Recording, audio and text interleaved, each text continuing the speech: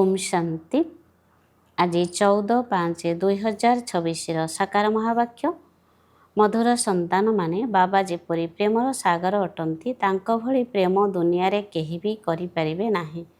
सेहीपरि तुमे पिला माने मध्य पितांक समान हो, काहाको भी नाराज कर नाही।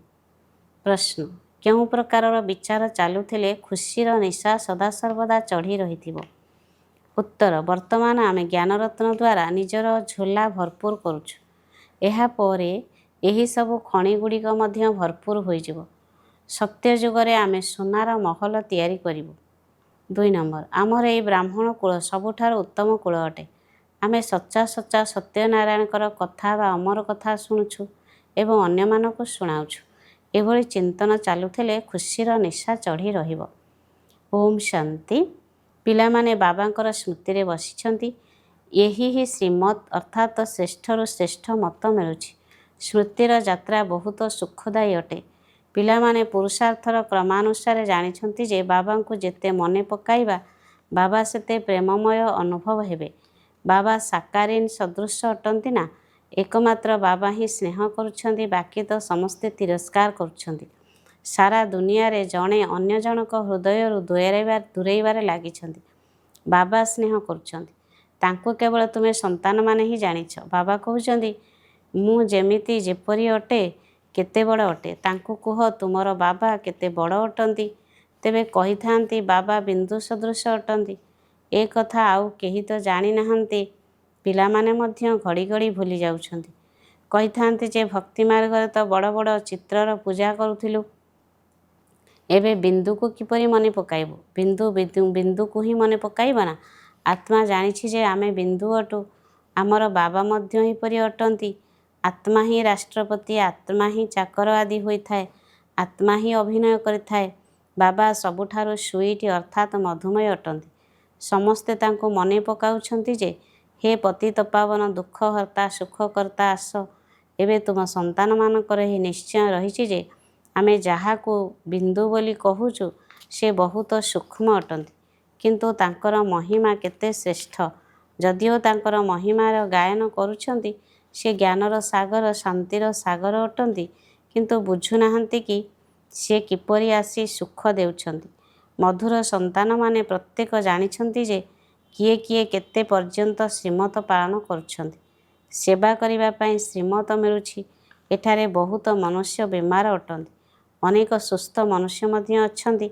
भारतवासी जानिछंती जे सत्य जुगरे आयुष बहुत बड़, प्रायतः 125 रु 150 वर्ष थिला। सेठारे प्रत्येक निज निजर संपूर्ण आयु भोग करिवे। यह तो बिल्कुल बिकारी दुनिया अटे, जहा आउ अल्प समय रहिछि। मनुष्य माने वर्तमान मध्य बहुत बड़ बड़ धर्मशाला मान आदि तैयारी करुछंती, जानि नाहंती जे आउ बाकी केते समय रहिछि।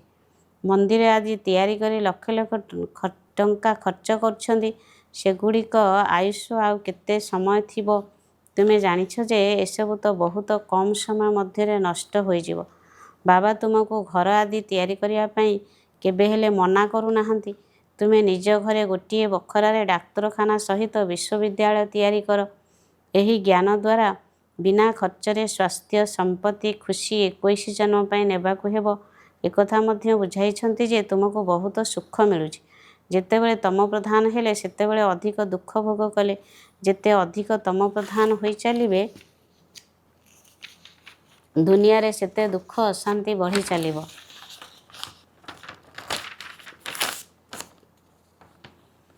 मनुष्य माने बहुत दुखी होई जिवे। एहा परे ही जय जयकार हेबो। तुमे संतान माने दिव्य दृष्टि द्वारा जो विनाश देखुछ ताहा पुणी वास्तव रे देखिबो। अनेक संतान माने मध्य स्थापनार साक्षात्कार करिछंती। छोट छोट कन्या माने बहुत साक्षात्कार करुथिले, तांकर किछि हेले ज्ञान नथिला। पुराणा दुनियार विनाश मध्य निश्चित हेबो। तुमे पिला माने जानिछ बाबा ही आसी स्वर्गर संपत्ति देउछंती। उच्च पद पाइबा पई पिला मानको पुरुषार्थ करिबाकू हेबो। तुम संतान मानको बाबा बसी एई सब कथा बुझाउछंती। सेमाने जानि नाहंती जे बाकी आउ अल्प समय अछि। बाबा कहउछंती मु दाता अटे, मु तुमको देवाकू आसीछि। मनुष्य कहउछंती पतित पावन आस, आसी आमको पवित्र कराओ। बाबा कहउछंती प्रथमे तुमे केते बुद्धिमान थिलो, सतो प्रधान थिलो, ଏବେ ତ ତମ ପ୍ରଧାନ ହୋଇଯାଇଛ। ଏବେ ଏସବୁ ଜ୍ଞାନ ମଧ୍ୟ ତୁମ ଭିତରେ ଆସିଲା। ଆଗରୁ ବୁଦ୍ଧି ନଥିଲା ଯେ ଆମେ ହିଁ ବିଶ୍ୱରେ ରାଜତ୍ୱ କରୁଥିଲୁ। ତୁମେ ହିଁ ବିଶ୍ୱର ମାଲିକ ଥିଲ, ପୁଣି ହେବ ନିଶ୍ଚିତ। ଇତିହାସ ଭୂଗୋଳର ପୁନରାବୃତ୍ତି ହେବ। ବାବା ବୁଝାଉଛନ୍ତି, ମୁଁ 5000 ବର୍ଷ ପୂର୍ବରୁ ଆସିଥିଲି, ତୁମକୁ ସ୍ୱର୍ଗର ମାଲିକ କରାଇଥିଲି, ପୁଣି ତୁମେ 84 ଜନ୍ମର ସିଡ଼ି ଓହ୍ଲାଇଛ। ଏହି ବିସ୍ତାରର କଥା କୌଣସି ବି ଶାସ୍ତ୍ରରେ ନାହିଁ। ଶିବ ବାବା କ'ଣ କୌଣସି ଶାସ୍ତ୍ର ଆଦି ପଢ଼ିଛନ୍ତି? ତାଙ୍କୁ ତ ଜ୍ଞାନର ଅଥରିଟି ବା ଅଧିକାରୀ କୁହାଯାଉଛି। ଦୁନିଆରେ ମଧ୍ୟ ଶାସ୍ତ୍ର ଆଦି ପଢ଼ି ଶାସ୍ତ୍ରର ଅଧିକାରୀ ହୋଇଥାନ୍ତି। ସେମାନେ ମଧ୍ୟ ଗାୟନ କରୁଛନ୍ତି ଯେ ପତିତପାବନ ଆସ, ଗଙ୍ଗା ସ୍ନାନ କରିବାକୁ ଯାଇଥାନ୍ତି। ବାସ୍ତବରେ ଏହି ଭକ୍ତି ଗୃହସ୍ଥୀମାନଙ୍କ ପାଇଁ ଅଟେ। ବାବା ବସି ବୁଝାଉଛନ୍ତି, ସେମାନେ ମଧ୍ୟ ଜାଣିନାହାନ୍ତି ଯେ କିଏ ସଦ୍ଗତିଦାତା ଅଟନ୍ତି। ବାବା ବୁଝାଉଛନ୍ତି, ତୁମେ ମୋତେ ଡାକୁଛ, ହେ ପତିତପାବନ ଆସ, ମୁଁ ତୁମକୁ ପବିତ୍ର କରାଉଛି, ମୁଁ ତୁମକୁ ପାଠ ପଢ଼ାଇବା ପାଇଁ ଆସିଛି। କିନ୍ତୁ ଏପରି କୁହାଯିବ ନାହିଁ ଯେ ଆମ ଉପରେ କୃପା କରନ୍ତୁ। ମୁଁ ତ ଶିକ୍ଷକ ଅଟେ, ତୁମେ କୃପା ଆଦି କାହିଁକି ମାଗୁଛ? ଆଶୀର୍ବାଦ ତ ଜନ୍ମ ଜନ୍ମ ଧରି ପ୍ରାୟ କରି ଆସିଛ।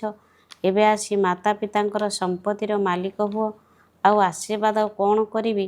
ସନ୍ତାନ ଜନ୍ମ ହେଲା ତ ପିତାଙ୍କ ସମ୍ପତ୍ତିର ମାଲିକ ହେଲା। ଲୌକିକ ପିତାଙ୍କୁ କ'ଣ କହିଥାନ୍ତି କି ଆମ ଉପରେ କୃପା କର? ଏଠାରେ ତ କୃପାର କୌଣସି କଥା ନାହିଁ, କେବଳ ବାବାଙ୍କୁ ହିଁ ସ୍ମରଣ କରିବାକୁ ପଡ଼ିବ। ଏକଥା ମଧ୍ୟ କେହି ଜାଣିନାହାନ୍ତି ଯେ ବାବା ବିନ୍ଦୁ ଅଟନ୍ତି। ଏବେ ତୁମକୁ ବାବା ବତାଉଛନ୍ତି। ସମସ୍ତେ କହୁଛନ୍ତି ମଧ୍ୟ ପରମପିତା ପରମାତ୍ମା, ଗଡ୍ ଫାଦର, ସୁପ୍ରିମ୍ ସୋଲ୍। ତେଣୁ ସେ ପରମାତ୍ମା ହେଲେ ନା? ସେ ହେଉଛନ୍ତି ସର୍ବୋଚ୍ଚ, ବାକି ସମସ୍ତେ ଆତ୍ମା ଅଟନ୍ତି ନା? ସର୍ବୋଚ୍ଚ ପିତା ଆସି ନିଜ ସମାନ କରାଉଛନ୍ତି। କାହାରି ବୁଦ୍ଧିରେ କ'ଣ ଏକଥା ଥିବ ଯେ ବେହଦର ବାବା, ଯିଏ ସ୍ୱର୍ଗର ରଚୟିତା ଅଟନ୍ତି, ସେ ଆସି ସ୍ୱର୍ଗର ରଚନା କରାଉଛନ୍ତି? ତୁମେ ଏବେ ଜାଣୁଛ ଯେ ଶ୍ରୀକୃଷ୍ଣଙ୍କ ହାତରେ ସ୍ୱର୍ଗର ଗୋଲକ ଅଛି। ପିଲା ଗର୍ଭରୁ ଜନ୍ମ ହେବା ମାତ୍ରେ ତାର ଆୟୁଷ ଆରମ୍ଭ ହୋଇଥାଏ। ଶ୍ରୀକୃଷ୍ଣ ତ ପୁରା 84 ଜନ୍ମ ନେଉଛନ୍ତି। ଗର୍ଭରୁ ବାହାରକୁ ଆସିଲେ ସେହି ଦିନଠାରୁ 84 ଜନ୍ମ ଗଣନା କରାଯିବ। ଲକ୍ଷ୍ମୀନାରାୟଣଙ୍କୁ ତ ବଡ଼ ହେବା ପାଇଁ 30-35 ବର୍ଷ ଲାଗିବ ନା? ତେବେ ସେହି 30-35 ବର୍ଷ 5000 ବର୍ଷରୁ କମ୍ କରିବାକୁ ପଡ଼ିବ। ଶିବ ବାବାଙ୍କର ବୟସ ତ ଗଣନା କରିପାରିବ ନାହିଁ। ଶିବ ବାବା କେବେ ଆସିଲେ ସଠିକ୍ ସମୟ କହିପାରିବେ ନାହିଁ। ଆରମ୍ଭରୁ ସାକ୍ଷାତକାର ହେଉଥିଲା। ମୁସଲମାନ ଲୋକେ ମଧ୍ୟ ସୂକ୍ଷ୍ମବତନରେ ବଗିଚା ଆଦି ଦେଖୁଥିଲେ। ଏପରି ନବୋଧା ଭକ୍ତି ତ ଏମାନେ କେହି ହେଲେ କରିନାହାନ୍ତି। ଘରେ ବସି ସ୍ୱତଃ ଧ୍ୟାନରେ ଚାଲିଯାଉଥିଲେ। ଭକ୍ତମାନେ ତ କେତେ ନବୋଧା ଭକ୍ତି କରୁଛନ୍ତି। ଏବେ ବାବା ବସି ସମ୍ମୁଖରେ ବୁଝାଉଛନ୍ତି। ବାବା ଦୂରଦେଶରୁ ଆସିଛନ୍ତି, ଏକଥା ପିଲାମାନେ ଜାଣିଛନ୍ତି। ବ୍ରହ୍ମାଙ୍କ ଶରୀରରେ ପ୍ରବେଶ କରି ଆମକୁ ପଢ଼ାଉଛନ୍ତି, କିନ୍ତୁ ପୁଣି ବାହାରକୁ ଯିବା ଦ୍ୱାରା ନିଶା କମ୍ ହୋଇଯାଉଛି। ଯଦି ବାବାଙ୍କ ସ୍ମୃତିରେ ରହିବ, ତେବେ ଖୁସିର ନିଶା ମଧ୍ୟ ଚଢ଼ି ରହିବ ଏବଂ ତୁମର କର୍ମାତୀତ ଅବସ୍ଥା ହୋଇଯିବ। କିନ୍ତୁ ଏଥିରେ ସମୟ ଦରକାର। ଏବେ ଦେଖ, ଶ୍ରୀକୃଷ୍ଣଙ୍କ ଆତ୍ମାରେ ଏହି ଅନ୍ତିମ ଜନ୍ମରେ ପୂରା ଜ୍ଞାନ ରହିଛି। ପୁଣି ଗର୍ଭରୁ ଜନ୍ମ ନେବା ମାତ୍ରେ ପଇସା କର ମଧ୍ୟ ଜ୍ଞାନ ରହିବ ନାହିଁ। ଏବେ ଦେଖ, ଶ୍ରୀକୃଷ୍ଣଙ୍କ ଆତ୍ମାରେ ଅନ୍ତିମ ଜନ୍ମରେ ପୂରା ଜ୍ଞାନ ରହିଛି। ପୁଣି ଗର୍ଭରୁ ଜନ୍ମ ନେବା ମାତ୍ରେ ପଇସା କର ମଧ୍ୟ ଜ୍ଞାନ ରହିବ ନାହିଁ। ବାବା ଆସି ବୁଝାଉଛନ୍ତି, ଶ୍ରୀକୃଷ୍ଣ କୌଣସି ମୁରଲି ବଜାଇ ନଥିଲେ। ସେ ତ ଜ୍ଞାନ ହିଁ ଜାଣିନାହାନ୍ତି। ଲକ୍ଷ୍ମୀନାରାୟଣ ମଧ୍ୟ ଜ୍ଞାନକୁ ଜାଣିନାହାନ୍ତି। ତେବେ ଋଷି, ମୁନି, ସନ୍ନ୍ୟାସୀ ଆଦି କିପରି ଜାଣିବେ? ବିଶ୍ୱର ମାଲିକ ଲକ୍ଷ୍ମୀନାରାୟଣ ତ ଜାଣିନାହାନ୍ତି। ତେବେ ପୁଣି ଏହି ସନ୍ନ୍ୟାସୀମାନେ କିପରି ଜାଣିବେ? କହୁଛନ୍ତି, ଶ୍ରୀକୃଷ୍ଣ ସାଗରରେ ଅଶ୍ୱତ୍ଥ ପତ୍ରରେ ଆସିଥିଲେ, ଏପରି କହିଥିଲେ। ଏହି ସବୁ କାହାଣୀ ବସି ଲେଖି ଦେଇଛନ୍ତି।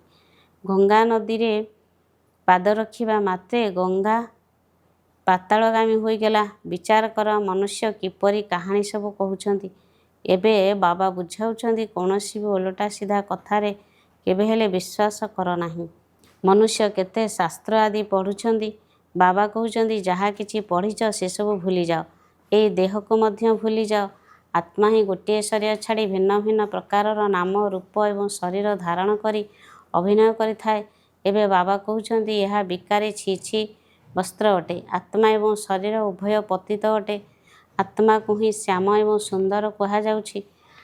ଆତ୍ମା ପବିତ୍ର ଥିବା ସମୟରେ ସୁନ୍ଦର ଥିଲା, ପୁଣି କାମ ଚିତାରେ ବସିବା ଦ୍ୱାରା କଳା ହୋଇଯାଇଛି।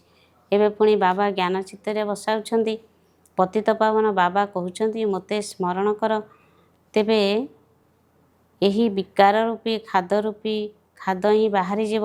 କଳିଯୁଗ ଅନ୍ତରେ ତୁମେ ଗରିବ ହୋଇଯାଇଛ, ପୁଣି ସତ୍ୟ ଯୁଗରେ ତୁମେ ସୁନାର ମହଲ ତିଆରି କରିବ। ଆଶ୍ଚର୍ଯ୍ୟର କଥା ଅଟେ। ଏଠାରେ ହୀରାର ଦେଖ କେତେ ମୂଲ୍ୟ ରହିଛି, ସେଠାରେ ତ ହୀରା ପଥର ସଦୃଶ ହେବ। ଏବେ ତୁମେ ବାବାଙ୍କ ଠାରୁ ଜ୍ଞାନରତ୍ନରେ ଝୁଲା ଭରପୁର କରୁଛ। ଲେଖାଯାଇଛି ସାଗରରୁ ରତ୍ନ ଥାଳି ବାହାରି କରି ନେଇ ଆସୁଥିଲେ। ସାଗରଙ୍କୁ ଯେତେ ଚାହିଁବ ସେତେ ରତ୍ନ ଦେଇପାରିବ। ସତ୍ୟଯୁଗରେ ଖଣି ସବୁ ଭରପୁର ହୋଇଯିବ। ତୁମେ ସାକ୍ଷାତକାର ମଧ୍ୟ କରିଛ। ମାୟା ମଚ୍ଛନ୍ଦର ମଧ୍ୟ ଖେଳ ଦେଖାଇଥାନ୍ତି। ସେ ଦେଖିଲେ ସେ ସୁନାର ଇଟା ପଡ଼ିଛି, ନେଇ ଆସିଲେ। ତଳକୁ ଆସିଲେ ତ କିଛି ହେଲେ ନଥିଲା। ସତ୍ୟଯୁଗରେ ତ ସୁନାର ଇଟାରେ ମହଲ ତିଆରି କରିବ। ଏପରି ଖିଆଲ ଆସିବା ଦରକାର। ତେବେ ଖୁସିର ନିଶା ଚଢ଼ିବ। ସମସ୍ତଙ୍କୁ ବାବାଙ୍କର ପରିଚୟ ଦେବାକୁ ହେବ। ଶିବ ବାବା 5000 ବର୍ଷ ପୂର୍ବରୁ ମଧ୍ୟ ଆସିଥିଲେ, ଏକଥା କେହି ହେଲେ ଜାଣିନାହାନ୍ତି। ତୁମେ ଜାଣିଛ ଯେ 5000 ବର୍ଷ ପୂର୍ବରୁ ଆସି ତୁମକୁ ରାଜଯୋଗ ଶିଖାଇଥିଲେ। କଳ୍ପ କଳ୍ପ ତୁମକୁ ହିଁ ଶିଖାଇବେ। ଯେଉଁମାନେ ଆସି ବ୍ରାହ୍ମଣ ହେବେ ସେଇମାନେ ହିଁ ଦେବତା ହେବେ। ବିରାଟ ରୂପର ଚିତ୍ର ମଧ୍ୟ ତିଆରି କରିଥାନ୍ତି। ସେଥିରେ ବ୍ରାହ୍ମଣମାନଙ୍କର ଚୁଟିକୁ ଗୁପ୍ତ କରିଦେଇଛନ୍ତି। ବ୍ରାହ୍ମଣମାନଙ୍କର କୁଳ ବହୁତ ଉତ୍ତମ ବୋଲି ଗାୟନ ରହିଛି। ସେମାନେ ଲୌକିକ ଓ ତୁମେ ଅଲୌକିକ ବ୍ରାହ୍ମଣ ଅଟ। ତୁମେ ସମସ୍ତଙ୍କୁ ସତ୍ୟ କଥା ଶୁଣାଉଛ। ଏହା ହିଁ ସତ୍ୟ ନାରାୟଣଙ୍କର କଥା, ଅମର କଥା। ବାବା ତୁମକୁ ଅମର କଥା ଶୁଣାଇ ଅମର କରାଉଛନ୍ତି। ଏହି ମୃତ୍ୟୁ ଲୋକର ବିନାଶ ହୋଇଯିବ। ଶିବ ବାବା କହୁଛନ୍ତି ମୁଁ ତୁମକୁ ନେବାକୁ ଆସିଛି। କେତେ ଢେର ଆତ୍ମାମାନେ ରହିବେ। ଆତ୍ମା ଘରକୁ ଫେରିବା ସମୟରେ କୌଣସି ଶବ୍ଦ ହୁଏ ନାହିଁ। ମହୁମାଛିଙ୍କର ଦଳ ଯିବା ସମୟରେ କେତେ ଶବ୍ଦ ହୋଇଥାଏ। ରାଣୀ ମହୁମାଛି ପଛରେ ସମସ୍ତେ ଧାଇଁଥାନ୍ତି। ତାଙ୍କର ପରସ୍ପର ମଧ୍ୟରେ କେତେ ଏକତା ରହିଥାଏ। ଭ୍ରମରୀର ଉଦାହରଣ ମଧ୍ୟ ଏଠିକାର ଅଟେ। ତୁମେ ସମସ୍ତଙ୍କୁ ମନୁଷ୍ୟରୁ ଦେବତା କରିଦେଉଛ। ତୁମେ ପତିତମାନଙ୍କୁ ଜ୍ଞାନର ଭୁଁ ଭୁଁ କରୁଛ। ତେଣୁ ସେମାନେ ପବିତ୍ର ବିଶ୍ୱର ମାଲିକ ହୋଇଯାଉଛନ୍ତି। ତୁମର ହେଉଛି ପ୍ରବୃତ୍ତି ମାର୍ଗ। ସେଥିରେ ମଧ୍ୟ ଅଧିକାଂଶ ମାତାମାନେ ରହିଛନ୍ତି। ସେଥିପାଇଁ ବନ୍ଦେ ମାତରମ୍ କୁହାଯାଉଛି। ସିଏ ହିଁ ବ୍ରହ୍ମା କୁମାରୀ, ଯିଏ ବାବାଙ୍କ ଦ୍ୱାରା 21 ଜନ୍ମର ସମ୍ପତ୍ତି ସମସ୍ତଙ୍କୁ ଦେଇଥାନ୍ତି। ବାପଦାଦା ସମସ୍ତଙ୍କୁ ସୁଖର ସମ୍ପତ୍ତି ଦେଉଛନ୍ତି। ଯେଉଁମାନେ ସେବା କରିବେ, ପଢ଼ିବେ, ଲେଖିବେ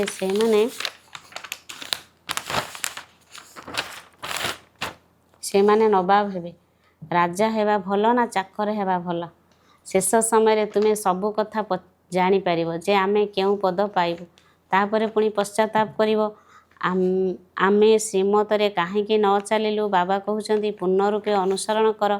ଏପରି ମଧ୍ୟ ନୁହେଁ ଯେ ସେଣ୍ଟର କରିବା ପାଇଁ କେହି ଗୋଟିଏ ଘର ଦେଇ ଦେଉଛନ୍ତି, କିନ୍ତୁ ନିଜେ ମାଂସ ଆଦି ଖାଇ ଚାଲିଛନ୍ତି। ତେବେ ସେମାନେ ପୁଣ୍ୟ ଆତ୍ମା, ଇଏ ହେଲେ ପାପ ଆତ୍ମା। ତେବେ ପୁଣି ଆଶ୍ରମ ହିଁ ରହିବ ନାହିଁ। ଘରେ ସ୍ୱର୍ଗ ତିଆରି କରୁଛନ୍ତି ତ ନିଜେ ବି ସ୍ୱର୍ଗରେ ରହିବା ଦରକାର ନା। କେବଳ ଆଶୀର୍ବାଦରେ ରହିଯାଅ ନାହିଁ। ବାବାଙ୍କୁ ମନେ ପକାଇବାକୁ ହେବ। ବାବା ପବିତ୍ର କରାଇ ପୁଣି ସାଥିରେ ନେଇଯିବେ। ତୁମେ ତ ବହୁତ ଖୁସି ହେବା ଦରକାର। କେତେ ସ୍ପଷ୍ଟ ଲଟେରୀ ମିଳୁଛି। ବାବାଙ୍କୁ ଯେତେ ସ୍ମରଣ କରିବ ସେତେ ବିକର୍ମ ବିନାଶ ହେବ। ବାବାଙ୍କ ପରି ସ୍ନେହ ଦୁନିଆରେ ଆଉ କେହି ଦେଇପାରିବେ ନାହିଁ। ସେଥିପାଇଁ ତାଙ୍କୁ ସ୍ନେହର ସାଗର ବୋଲି କୁହାଯାଉଛି। ତୁମେ ମଧ୍ୟ ସେହିପରି। ଯଦି କାହାକୁ ଦୁଃଖ ଦେଲ, ନାରାଜ କଲ, ତେବେ ନିଜେ ହିଁ ନାରାଜ ହୋଇ ମରିବ। ବାବା ଏପରି କିଛି ଅଭିଶାପ ଦେଉନାହାନ୍ତି, ବୁଝାଉଛନ୍ତି। ସମସ୍ତଙ୍କୁ ସୁଖ ଦିଅ ତ ସୁଖୀ ହେବ। ସମସ୍ତଙ୍କୁ ସ୍ନେହ କର। ବାବା ମଧ୍ୟ ସ୍ନେହର ସାଗର ଅଟନ୍ତି ନା। हम रूहानी बच्चों की रूहानी माता पिता बाप दादा को नमस्ते नमस्ते नमस्ते। मुख्य सार 1 नंबर, कौनसी भी ओलटा सीधा कथा उपरे विश्वास करिवार नाही।